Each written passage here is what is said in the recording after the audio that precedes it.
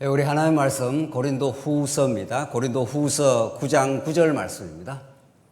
우리 하나님의 말씀 고린도 후서 9장 9절 말씀입니다. 찾으신 줄 알고 봉독 드리겠습니다. 고린도 후서 9장 9절입니다. 기록된 바 그가 흩어 가난한 자들에게 주었으니 그의 의가 영원토록 있느니라 함과 같으니라.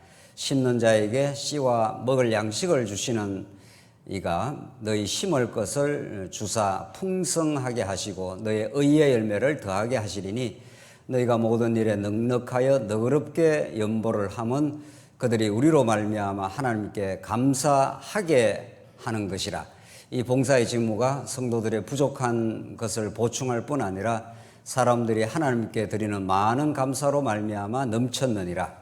이 직무로 증거를 삼아 너희가 그리스도의 복음을 진실히 믿고 복종하는 것과 그들과 모든 사람을 섬기는 너희의 후한 연보로 말미암아 하나님께 영광을 돌리고 또 그들이 너희를 위하여 간구하며 하나님이 너희에게 주신 지극한 은혜로 말미암아 너희를 사모하느니라.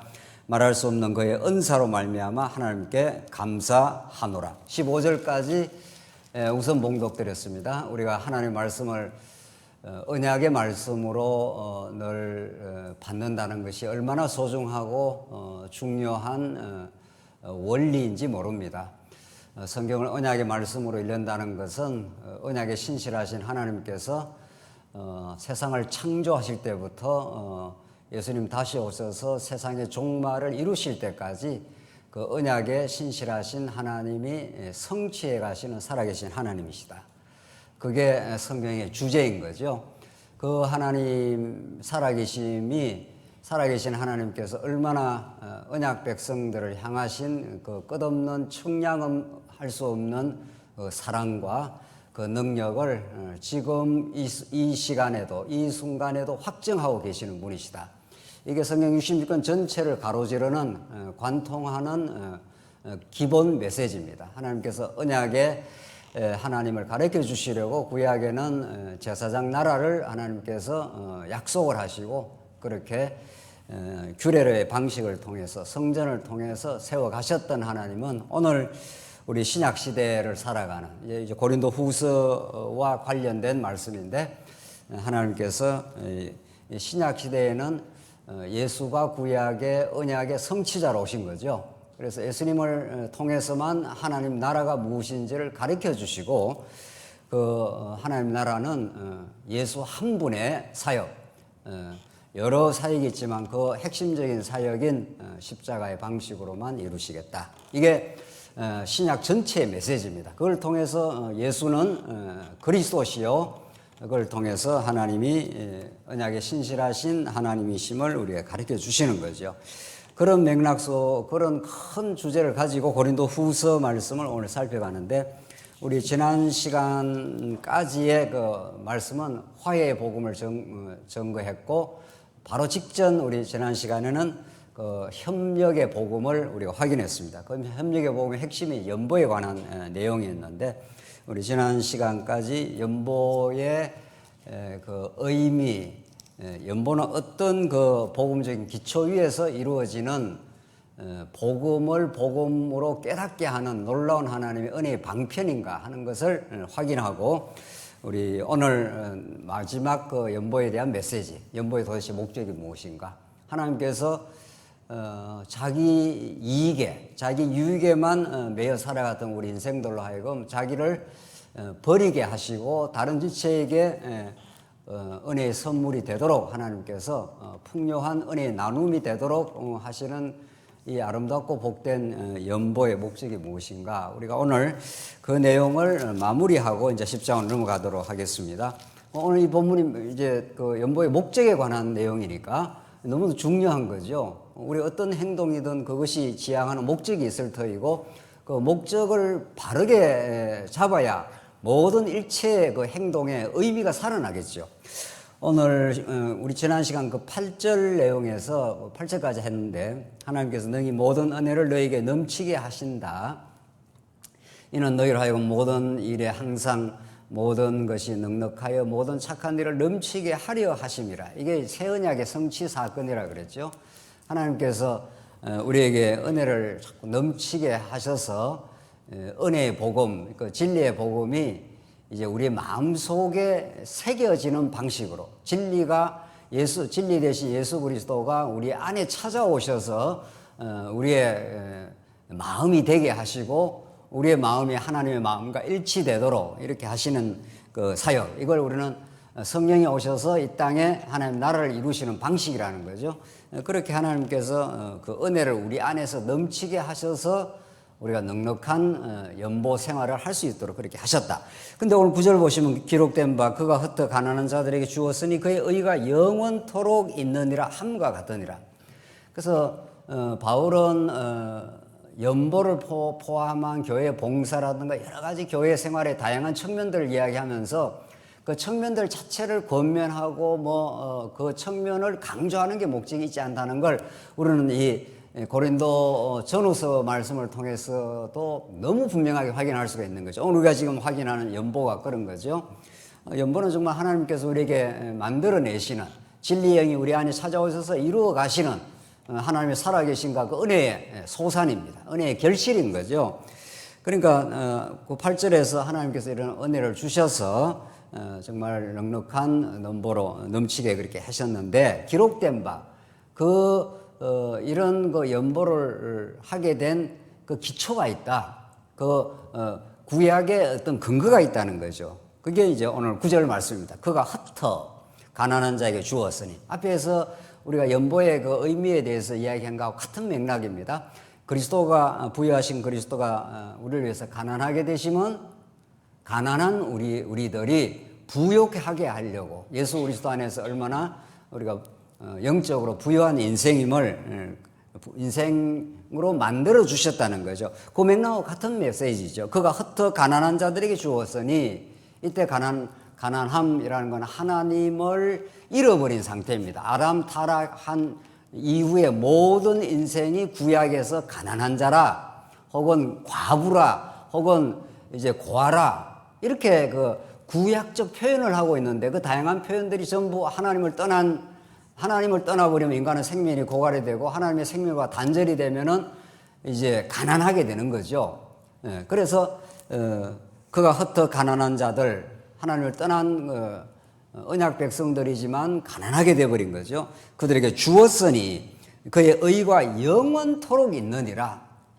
예수 그리스도를 내다보면서 지금 시편에서 이렇게 노래 부르고 있는 거죠. 예수 그리스도가 이 땅에 부여하신 분이 가난하게 되시면 가난하게 살 수밖에 없는 경제적 가난이 아니죠. 가난하게 하나님 떠나서 너무도 빈곤한 인생을 살 수밖에 없는 우리들에게 그의 의가 영원토록 있도록 그가 흩어서 줬다는 겁니다. 십자가에서 자기를 버려지심으로 그가 흩어서 가난한 자에게 주심으로 그의 몸과 그의 살과 피를 찢어서 피를 흘려주심으로 우리에게는 핏부림을 얻어 풍요한 은혜를 누리며 살 수 있도록 그래서 그의 의가 영원토록 있다는 그의 의 하는 게 그리스도의 의입니다. 하나님의 의. 우리에게는 의가 없지 않습니까? 의는 없나니 하나도 없도다. 그런데 예수 그리스도가 우리 의가 되어 주셨다는 거죠. 예수 그리스도가 하나님과 올바르게 설 수 있도록 그렇게 해 주셨다는 거죠. 그걸 우리가 영원토록 노래 부르게 되는 거죠. 그게 천국인 거죠. 10절 심는 자에게 씨와 먹을 양식을 주시는 이가 너희 심을 것을 주사 공급하사 이런 거죠. 풍성하게 하시고 너의 의의 열매를 더하게 하시리니 하나님은 공급하시는 분이십니다. 하나님은 우리에게 먹을 거리를 공급하시는 창세기 1장에서도 하나님 나라에 대한 언약을 하시고 씨 맺는 열매를 너희에게 먹을 거리로 양식을 주신다는 거죠. 이 땅에 존재하는 모든 존재, 이 땅에 언약 백성들에게 주어지는 모든 공급은 그로부터 주어진 거죠. 그 하나님으로부터 주어진 거죠. 그래서 너희로 하여금 의의 열매가 맺히게 하라. 그냥 우리 삶 속에 먹고 마시고 이렇게 살아가는 그것도 물론 하나님이 일반론적으로 주신 거지만은 여기서 오늘 본문이 하나님께서 풍성하게 하시고 너희에게 심을 것을 주사 풍성하게 하시고 너희 의의 열매를 더하게 한다. 이게 중요한 겁니다. 예. 나의 열매가 아니지 않습니까? 의의 열매입니다. 하나님 나라와 의로우신 예수 그리스도가 우리 안에 그 놀라운 선물로 오신 거죠. 그분 안에서 우리가 하나님의 아들이 되고 하나님의 나라를 우리가 확보하게 되고 천국을 소망하게 되고 다 그게 예수 그리스도로 말미암은 거죠. 그래 의의 열매가 풍성하다는 것은 내가 무슨 맺어가는 열매가 아닌 거죠. 이걸 다른 표현을 쓴 것은 성령의 열매 아닙니까? 성령이 우리 안에 찾아오셔서 정말 사랑과 희락과 화평과 온유와 절제와 이런 그 아름다운 열매를 맺어 가게 하신다 이런 거죠. 그래서 우리에게 맺히는 그 아름다운 모든 열매를 통해서 그 의를 허락하신 그 하나님의 영광을 노래 부르게 그렇게 만들어 주시려고. 왜? 그 노래를 부르고 영광을 돌릴 때 우리는 가장 행복해지니까. 하나님은 우리를 궁극적으로 하나님 안에서 행복을 누리게 하시는 거죠. 왜 아들이니까. 우리는 아들이 학교 다녀와서 괴로워하거나 이러면 그게 마음이 아프잖아요. 그게 좋을 리가 없는 거죠. 하나님은 우리 아들 된 우리가 궁극적으로 하나님의 영원히 찬양하고 그를 즐거워하고 그에게 모든 영광을 돌리면서 행복하기를 바라는 겁니다. 또 그렇게 우리를 인도하고 계십니다. 오늘 이 의의 열매가 그런 거죠. 그래서 어떤 것도 나의 열매가 아니다는 걸 깨닫는 게 복음의 핵심인 거죠. 복음이 정말 66권으로 이렇게 방대하게 되지만 압축하면 너무 쉬운 거죠. 11절 너희가 모든 일에 넉넉하여 너그럽게 연보를 하면 그들이 우리로 하여금 하나님께 감사하게 하려는 것이다. 이게 첫 번째 목적입니다. 하나님께서 우리가 넉넉하게 우리의 믿음의 분량을 따라서 넉넉하게 하나님께서 연보를 하게 하는 것은 함은 이런 거죠. 이게 하나님의 놀라운 넉넉한 선물인데 우리로 하여금 하나님께 감사하게 하는 것이다. 감사하는 영혼처럼 행복한 영혼이 있나요? 감사라는 것은 충만하다, 내게 무엇이 만족하게 이루어졌다 했을 때 그 감사를 하는 거 아니겠어요? 그 미국 사람들, 그 서양 사람들이 어디 가서 무슨 조그만 그 호의만 베풀어도 땡큐, 조그만 문만 열어줘도 땡큐, 뭐 이렇게 합니다, 진짜. 그게 아마 기독교 전통에서 나왔다고 볼 수 있는 거죠. 그 사람들은 그냥 그 감사하다는 말이 입에 붙어 있습니다. 그러니까 뭐 큰 놀라운 우리 구원의 선물, 천국에 대한 소망 뭐 이런 거는 말할 것 없이 영원히 감사한 거고, 옆에 사람이 조금만 옆에 뭘 도와줬다든가, 지나가는데 좀 이렇게 비켜줬다든가, 그럼 바로 땡큐 이렇게 나가는 거죠. 그러니까 감사는 옆에 어떤 사람이 작든 크든 우리에게 호의를 베풀어 줄 때 자연스러운 반응입니다. 자연스러운 반응이라고요. 감사는 억지로 할 수가 없습니다. 그러니까 범사에 감사하라, 항상 기뻐하라, 쉬지 말고 기도하라. 이게 무슨 우리한테 막 하기 싫은데 할 마음도 없는데 자꾸 하라고 명령하는 어떤 그런 우리를 부추기거나 우리를 강요하는 그런 말씀이 아닌 거죠. 어떻게 그게 감사가 억지로 되겠냐고요. 그러니까 예수 그리스도 안에서 너희를 향하신 하나님의 뜻이니라 그렇게 되어 있습니다. 예수 그리스도 안에서 하나님 만들어내시는 의의 열매가 감사라는 거예요. 참 이 감사라는 건 놀라운 그 파워를 가집니다. 파워를 가지기 때문에 감사하자는 게 아니라 은혜를 우리가 깨달을 때 감사가 되는데 연보의 목적이 첫 번째 그렇다는 겁니다. 두 번째, 12절. 이 봉사의 직무가 성도들의 부족한 것을 보충이죠. 어떤 교회는 넉넉하고 어떤 교회는 지금 기근이 와가지고 예루살렘 교회 굉장히 어려운 지경인 거죠. 그러니까 이 넉넉한 이 교회에서 저쪽으로 이제 넘어가는 거죠. 균등하게 하려고 한다. 이 하나님 나라인 거죠. 하나님 나라는 누구는 행복하고 누구는 막 힘들고 이러면 그 하나님 나라가 되지 않죠. 그러니까 우리 모두가 함께 울고 함께 즐거워하는 나라. 이게 교회인 거죠. 아주 교회 생활은 정말 너무 자연스러운 겁니다. 너무 복음을 깨달으면은 보충하게 할 뿐 아니라 사람들이 하나님께 드리는 많은 감사로 말미암아 넘쳤느니라. 여기 또 감사가 나오는 거죠. 13절 이 직무로 증거를 삼아 너희가 그리스도의 복음을 진실하게 믿고 믿고 복종하는 것과 나오지 않습니까? 이 연보라는 이 아름다운 의의 열매 결실이 복음으로부터 시작되는데, 이 연보 생활에 우리가 동참을 하여 그렇게 그리스도의 마음을 배우게 되면 궁극적으로 하나님의 은혜를 깨달아 연보가 되는 건데, 연보를 내가 어떻게 연보를 하게 됐지? 이렇게 우리가 생각이 되는 거죠. 하나님께서 우리 주시는 믿음의 분량 따라 우리가 기쁨의 연보를 하게 되었을 때 얼마나 이게 세상 나라와는 정반대의 복된 길을 가느냐고요. 이게 좁은 길입니다. 이게 그 좁은 길을 성령이 함께 하기 때문에 즐거운 길로 간다는 거죠. 세상 나라는 10억을 가지면 20억 가지고 싶고 20억 가지면 200억을 가지고 싶은 게 세상 나라예요. 누구도 부정을 못 합니다. 한국이 지금 50년대, 60년대보다 100배의 GDP인지 뭔지, 그게 그렇게 지금 많이 부유한 강국이 되었다는데, 더 못 가져서 지금 난리 아니에요. 더 못 가져서. 늘 부족하다는 거죠. 그렇다면은, 진짜 복음이 우리에게 주시는 하늘의 참 평화, 하나님, 오늘 우리에게 주신 것이 하나님의 정확한 계획 속에 하나님을 바라보기에는 가장 적당하게, 그리고 지금까지도 하나님께서 채워오신 하나님이십니다. 그걸 우리가 깨닫게 되는 거죠. 그걸 깨달은 사람이 연보를 할 수가 있는 겁니다. 연보는 자기에게 주신 것을 버리는 행동이니까 말이죠.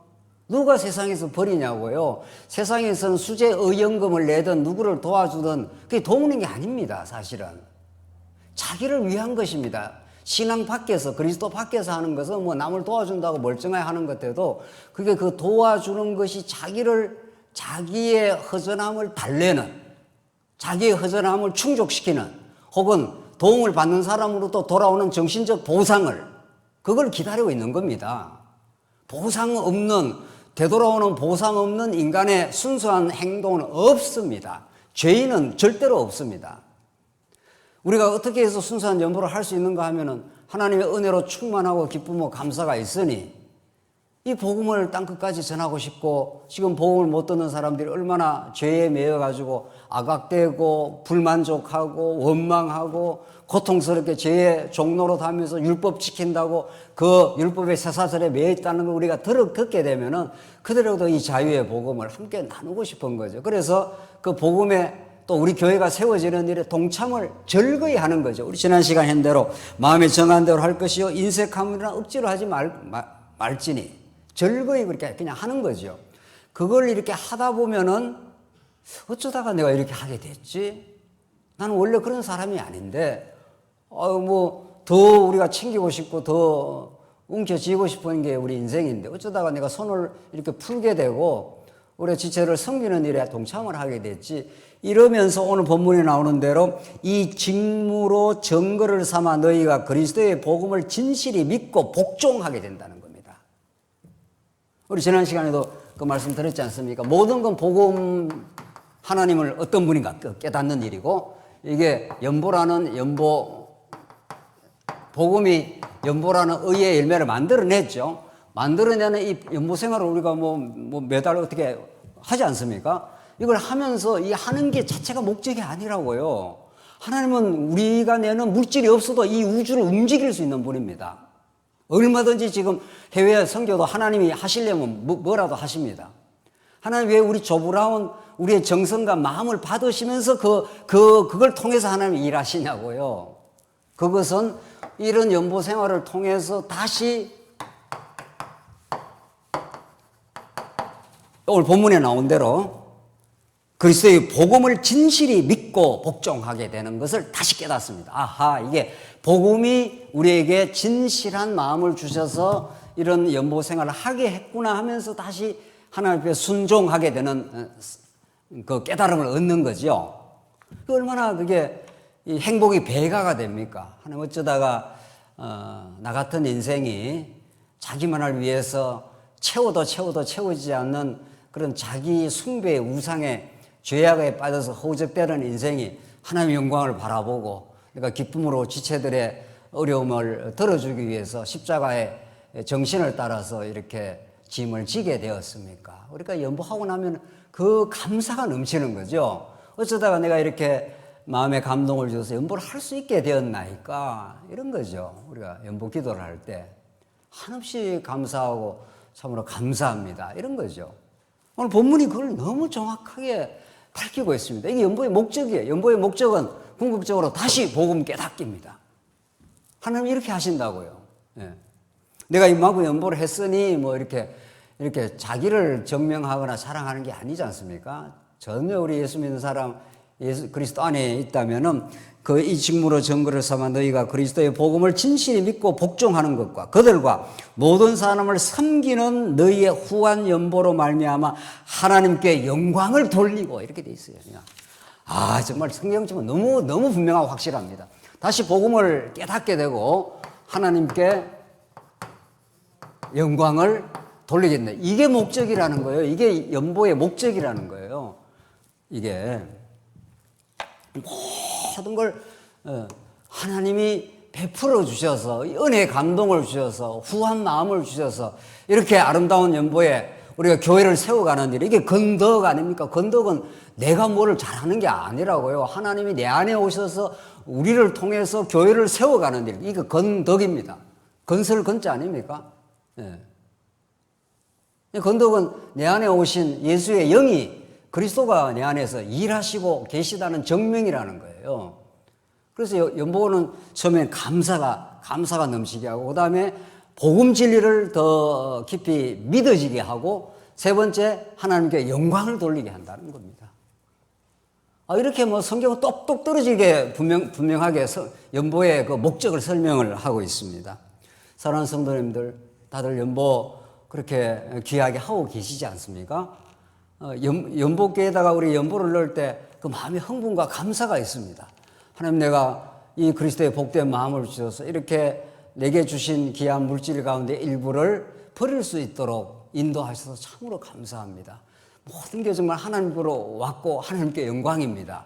이 기쁨의 삶을 살도록 하셔서, 그러니까 그게 예배의 한 그 부분으로 들어있지 않습니까? 예배는 하나님께 찬양하고 말씀을 선포하고 연보하고 우리 성도들에게 나눔, 우리 광고라는 게 성도들과 성도들의 소식을 나누고 또 새로운 식구들에서 환영하고 지체들과의 그 교제 나눔입니다. 그걸 좀 압축적으로 우리가 예배라고 하는 거죠. 물론 삶 전체가 다 예배인데 그 시간이 굉장히 감동스러운 겁니다. 아까 우리 권사님 기도하신 대로 그저 우리 오래 신앙생활을 하는 그 무슨 습관이 아니지 않습니까? 우리 신앙생활, 우리가 복음적 신앙생활은 늘 생명의 약독입니다. 하나님 말씀이 우리 안에 역사하시고, 하나님 우리와 동행하시고, 주일날, 주일뿐만 아니라 모든 게 예배 생활이지만, 그래도 이제 우리 성도가 전체 모이는 거니까, 그건 또 더 감동스럽습니다.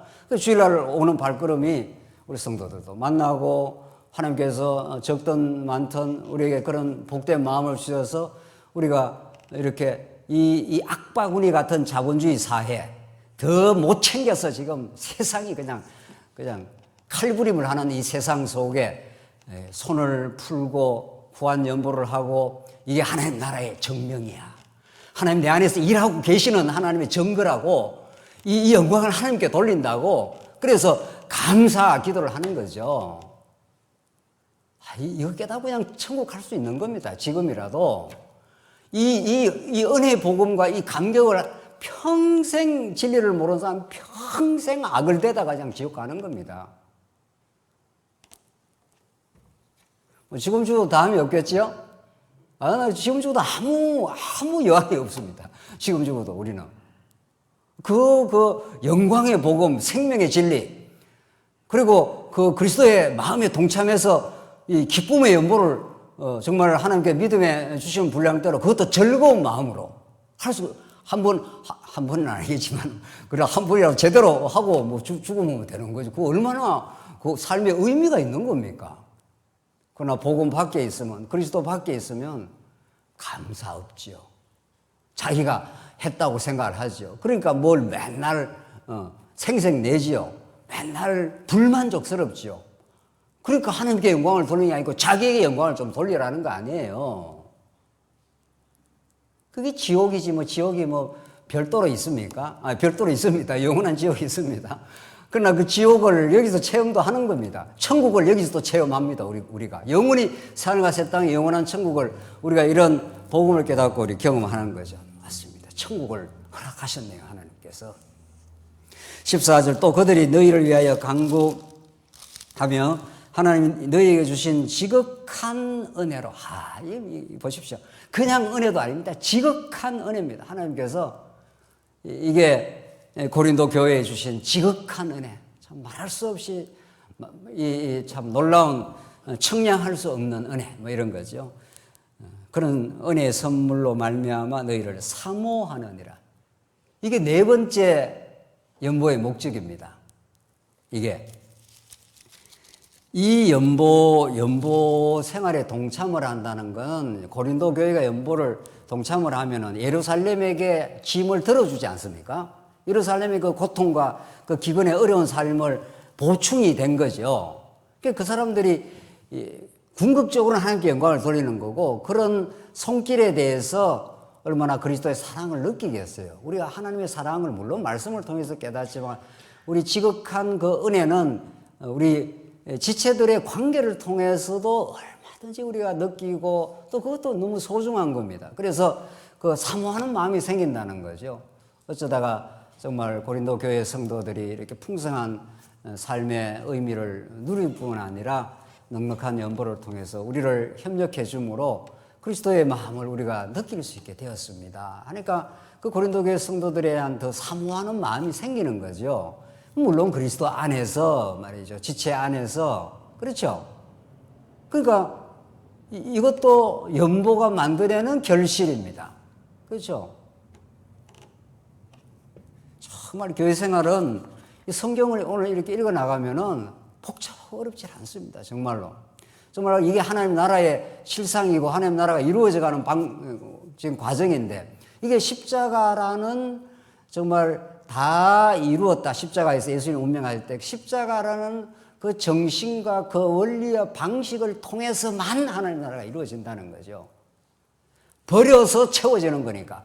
예수가 부유하신 자가 가난해지심으로 가난한 우리가 부유해지는 거니까. 성경 지금 고린도, 특별히 고린도 전후서는 전부 그겁니다. 그 십자가의 원리로 다 설명이 되는 겁니다. 그 십자가를 떠나서 어떻게 우리가 복음을 깨닫고 복음 생활을 하겠어요? 15절 말할 수 없는 그의 은사로 말하면 하나님께 어떻게 해요? 감사하노라. 그래 감사가 지금 몇 번이나 나옵니까 지금? 좀 하나님께 은혜 말할 수 없이 복음의 은혜에 놀라운 감사를 느낀 사람이 연보 생활을 하고 또 연보 생활을 하면서 하나님께 영광을 돌리고 지체들을 더욱 사모하게 되고 이런 그 풍성한 영적인 풍성한 삶이 이루어지니까 더 감사하게 되는 거죠. 다시 복음의 그 기쁨, 복음의 그 위대함, 복음의 그 청량할 수 없는 은혜를 이 생활을 통해서 다시 감사하는 거죠. 이게 기독교 윤리입니다. 기독교 윤리가 우리를 뭐 잘하라 이걸 뭐 강조하거나 그 자체가 목적이거나 그렇지 않다는 거죠. 우리 성도 생활이라는 게 그렇습니다. 성도 생활 혹은 기독교 윤리 이런 게 다 그 목적이 있는 겁니다. 하나님께 영광이라고 하는 너무 분명한 그 사도 바울의 연보에 대한 목적에 대한 연보 목적에 대한 설명을 우리가 이렇게 확실하고 분명하게 잘 들었습니다. 사랑하는 성도님들, 매주든 뭐 매달이든 그런 귀한 연보에 동참할 때마다 그 연보 행위 자체를 하는 것도 중요하지만 이 고린도 후서 9장 10장의 말씀이 늘 묵상이 되면 얼마나 정말 영적으로 그 깨달음과 기쁨이 있습니까? 그리고 가족 간에도 말이죠. 우리가 이렇게 연보를 하게 되었는데 참 하나님께 감사할 일입니다. 우리 가족들을 지켜주시고 정말 이렇게 하나님께 연보할 수 있어서 참으로 하나님께 영광이네요. 이런 것들이 연보 생활을 하면서 가족 간에 우리 성도 간에 혹은 재직회 회의 속에서 늘 이루어지는 거죠. 그걸 복음의 나눔이라고 합니다. 복음은 복음대로 깨닫고 생활은 복음하고 아무 생각 없이 그냥 해버리면 이게 그 복음의 풍성함을 나누지를 못하는 거 아니겠어요? 정말 우리가 좀 그렇게 되기를 바라는 거죠. 10장 넘어갑니다. 10장부터 13장까지인데 1장부터 보십시다.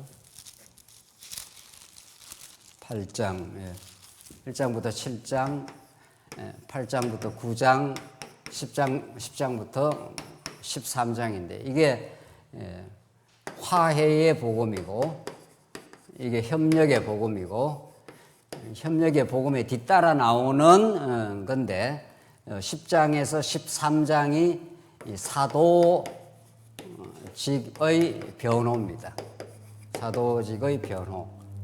물론 이제 협력에 뒤따라 나오는 부분인데 가장 중요한 복음 자체의 메시지는 화해의 복음이죠. 구약 이스라엘 백성들이 400년 종살이에서 하나님과 분리되어 있었지 않습니까? 그들을 하나님께서는 제사장 나라 성전의 방식을 통해서 하나님께 나올 수 있도록 그래서 제사 규례를 통해서 속죄를 받고 지성소에서 하나님을 만날 수 있도록 그렇게 했죠. 그게 화해, 하나님과 화해가 일어납니다. 그 복음을 이제 예수 그리스도의 십자가의 피로 이루시고 그 화해가 이루어지면 고린도 교회가 성도와 성도 간의 갈등과 분열이 있었지 않습니까? 그래서 하나님과 화해가 이루어져 가는 사람은 지체 간에도 덮어가게 될 거고 여러 어려움이 생겨도 그 어려움을 통해서 자기를 돌아보게 될 거고 이렇게 해서 자기 성숙이 이루어집니다. 이걸 우리 건덕이라 한다고요. 신앙 안에서 우리가 그리스도의 장성한 분량을 향해서 성숙해 가는 거죠. 나도 성숙하고 지체도 성숙해 가는 겁니다.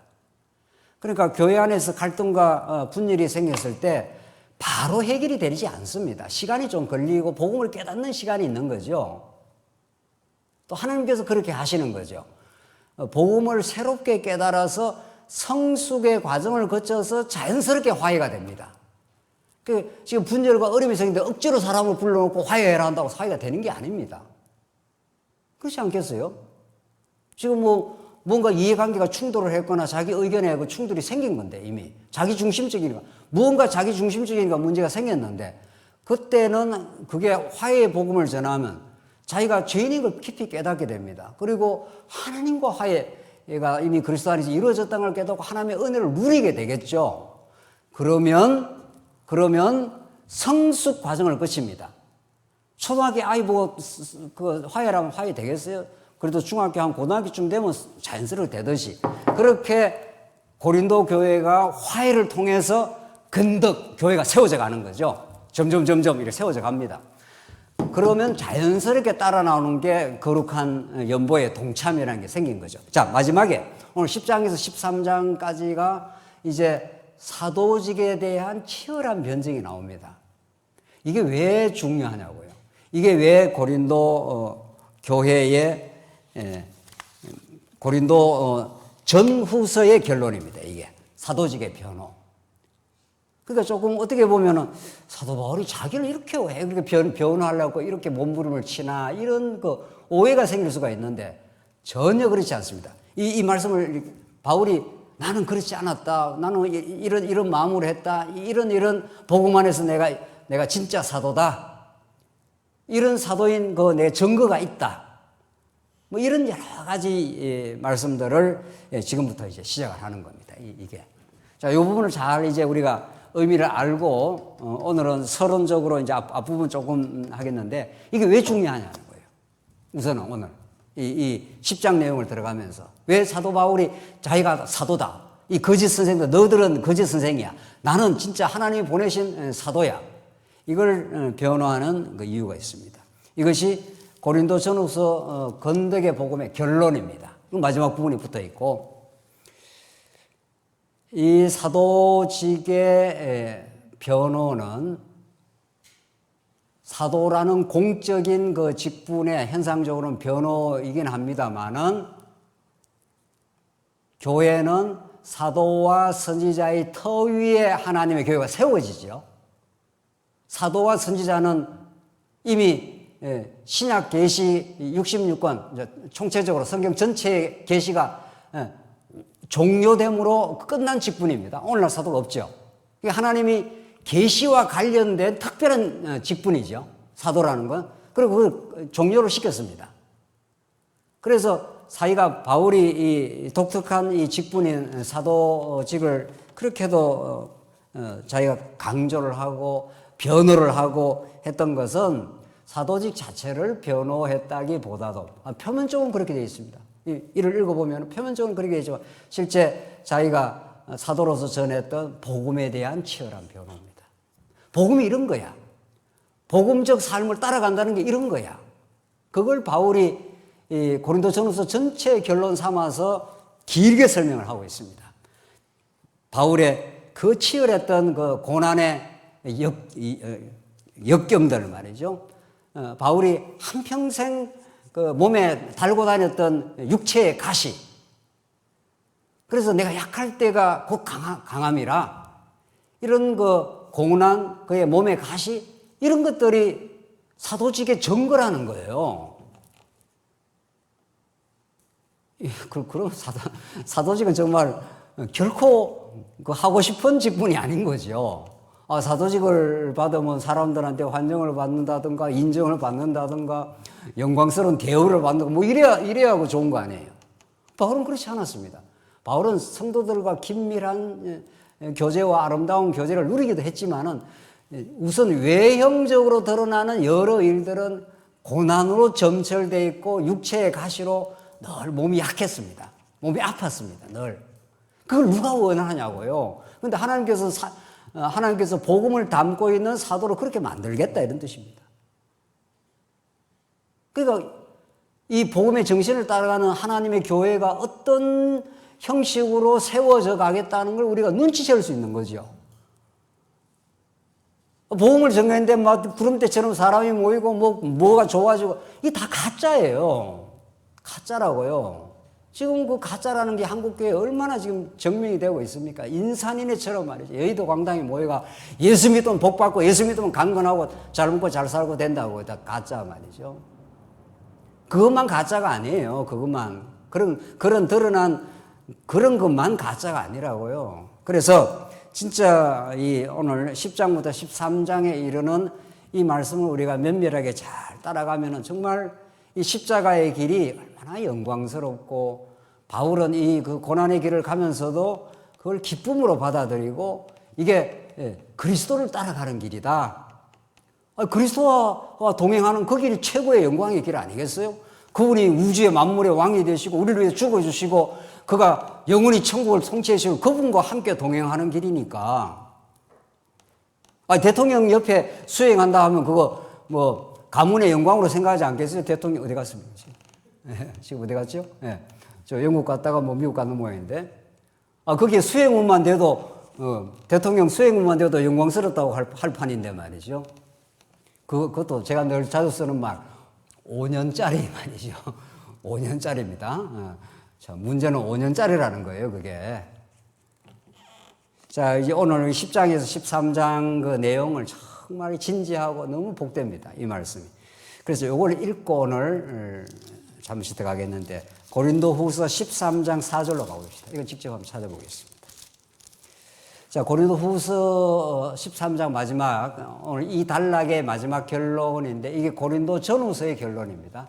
그 결론을 먼저 읽고 우리가 이제 읽어 나가면 훨씬 이 본문을 이해하기가 좋습니다. 13장 4절 찾았습니까? 고린도 후서.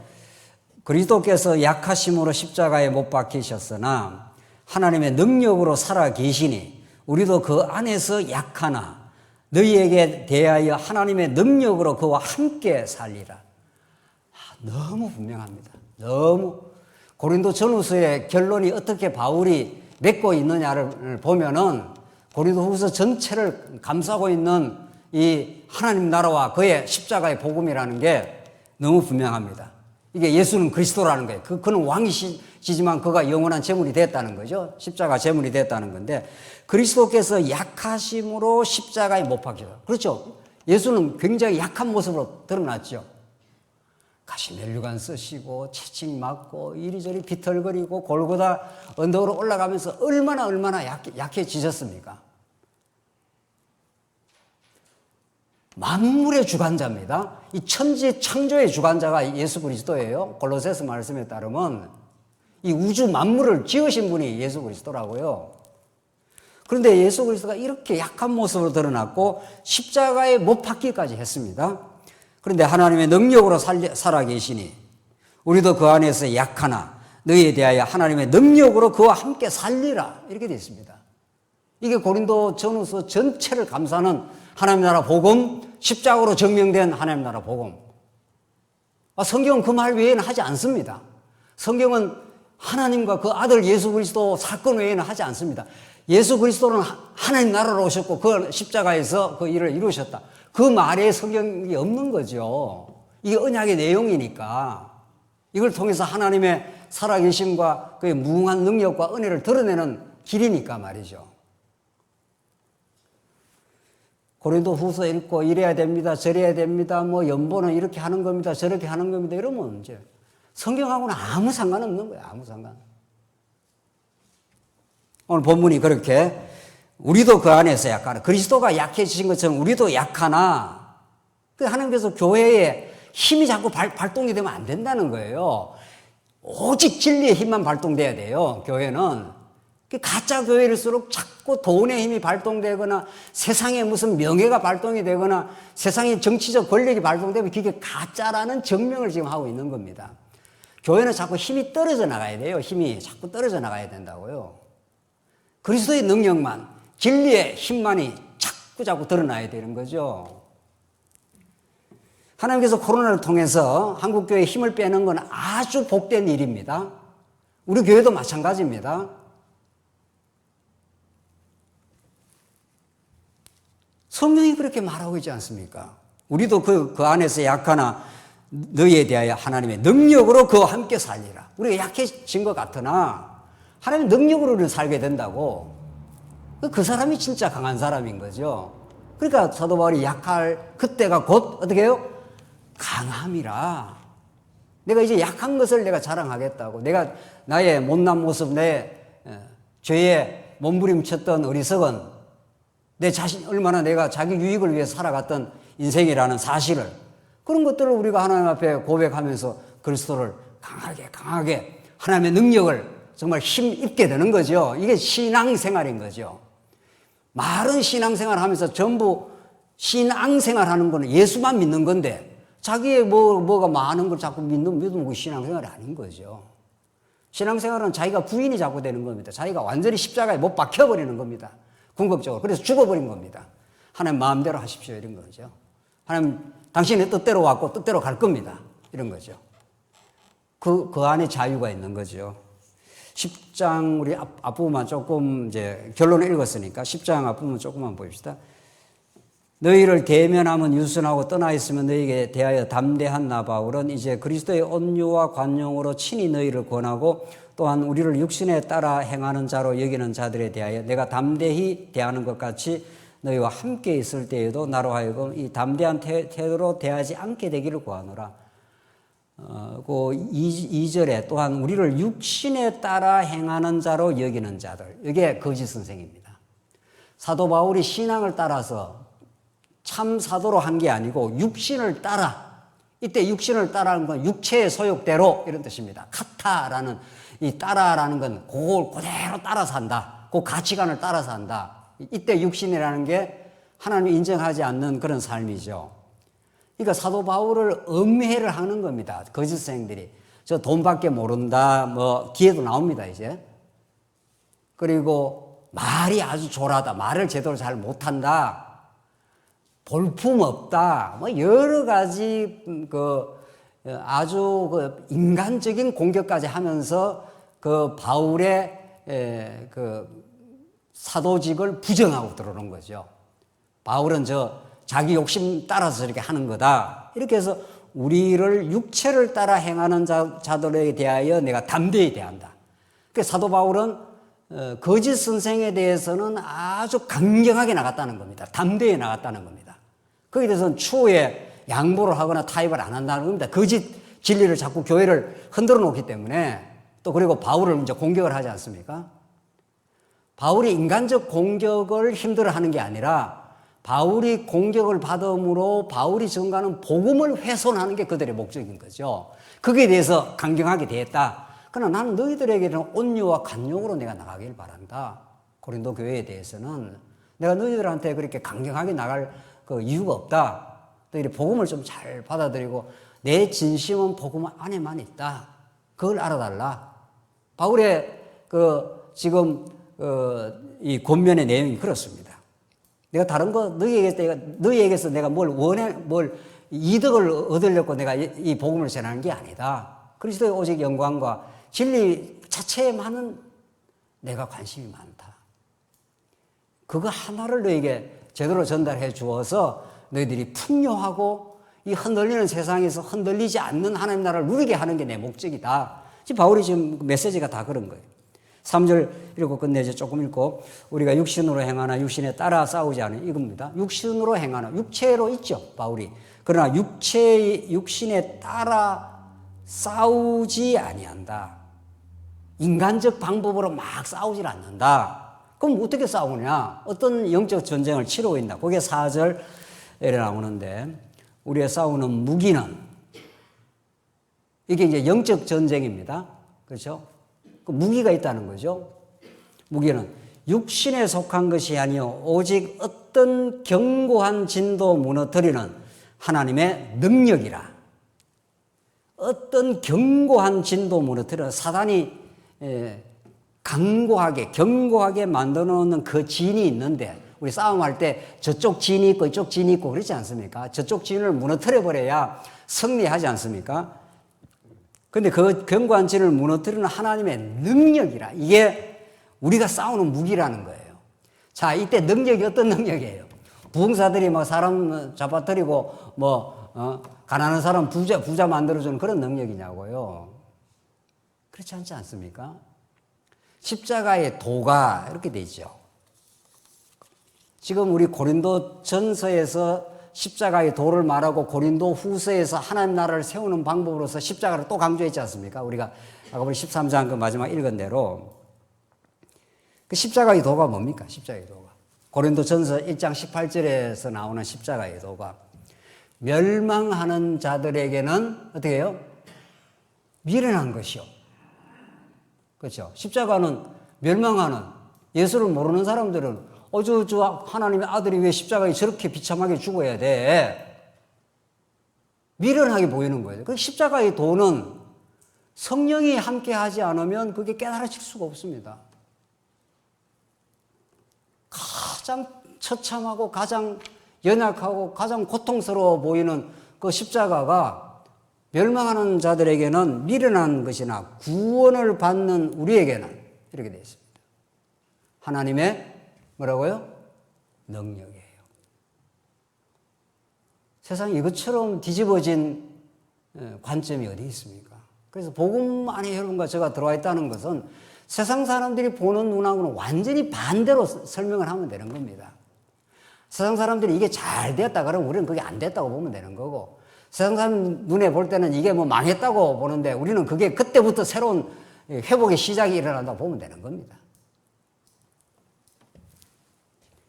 이걸 따라가는 게 복음 신앙인 거죠.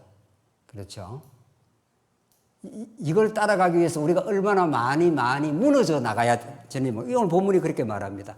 모든 이론을 무너뜨리며, 이 이론하는 건 인간이 자기 의를 세우기 위해서 세운 세상의 모든 이론입니다. 세상의 일체의 모든 이론은 불교든 유교든 동양사상이든 서양사상의 모든 이론은 그 뿌리에 들어가면은 하나님의 영광이 없죠. 인간의 자기 영광입니다. 자기 의입니다. 모든 이론은. 그걸 무너뜨려 버린다는 거예요. 5절, 하나님 아는 것을 대적하여 높아진 걸 다 무너뜨리고 되죠. 모든 생각을 사로잡아 그리스도에게 복종하게 하니, 이렇게 되죠. 너의 복종이 온전할 때 모든 복종하지 않는 것을 벌하려고 준비하는 중에 있노라. 그래서 무너뜨려서 그 무너뜨리면 그럼 우리는 다 아무것도 아닌가 말이지. 그게 아니고 그리스도 안에서 세우려고 이런 뜻입니다. 이게 복음의 핵심입니다. 오늘 고린도전서 전체가 가르쳐주는 복음의 핵심이에요. 이게 십자가로 증명된 하나님의 능력은 세상 사람들 보는 눈에는 미련하게 보일지 모르지만 구원 얻는 우리들은 그게야말로 능력이고, 그것은 높아진 교만한 주장들, 인간이 대단하다고 생각하는 주장들, 자기가 의롭다고 생각하는 생각들 하나님이 무너뜨려 버리겠다는 겁니다. 그래서 우리는 말씀 앞에 서면은 뭘 많이 알려고 생각하면 안 됩니다. 따지고 보면은 그것도 굉장한 자기 세움입니다. 물론 뭐 성경을 아는 게 나쁘다는 뜻은 아니지만은 그 복음의 본질로 우리가 접촉을 하면 내게 많이 무너져야 될 게 있구나. 하나님 오늘도 많이 무너뜨려 주십시오. 이렇게 나와요. 이 기도입니다. 내 자신을 많이 무너뜨려 주시고 하나님의 나라만 세워지게 하시옵소서. 이런 거죠. 그리고 많이 무너뜨리고 이론도 무너뜨리고 하나님 앞에 높아진 것도 무너뜨려 버리고, 그래서 어떻게 해요? 그리스도 안에 세우시려고, 복종케 하려고. 그래서 이 전쟁이 밖에 있지 않습니다. 자꾸 그동안 참 말씀도 맨날 뭐 자유주의 신학하고 싸운다, 뭐하고 싸운다. 물론 그거하고 싸워야죠. 자유주의 신학하고도 싸워야 되고, 싸워야 되지만은 율법주의하고 싸워야 되는데, 유대인들의 율법주의가 고스란히 내 안에 들어있습니다. 내 안에. 고스란히. 율법주의가 뭡니까? 행위주의 아닙니까? 내가 뭔가를 해서 내가 자꾸 뭘 하려고 하는 거 아니겠어요? 복음은 그런 게 아닙니다. 전혀 그게 아닙니다. 전혀. 인간의 타락한 죄된 행위였음을 깨닫고 그걸 하나님께서 많이 무너뜨려 주십시오. 네. 무너질 거 다 무너지게 하시고 예수 안에서 강건하게 세워지게 하고 그리스도에게 복종하게 하는 우리 왕 대신 예수 그리스도에 복종하게 해 주십시오. 이게 하나님의 살아계심이고 이게 언약의 말씀이고, 오늘 우리에게 전달되는 사도 바울이 자기 사도직의 변호를 통해서 정말 하나님 보낸 나는 사도이고, 내가 이렇게 하나님 보내셨기 때문에 내가 많은 고난을 경험했고 내가 많이 약해졌다.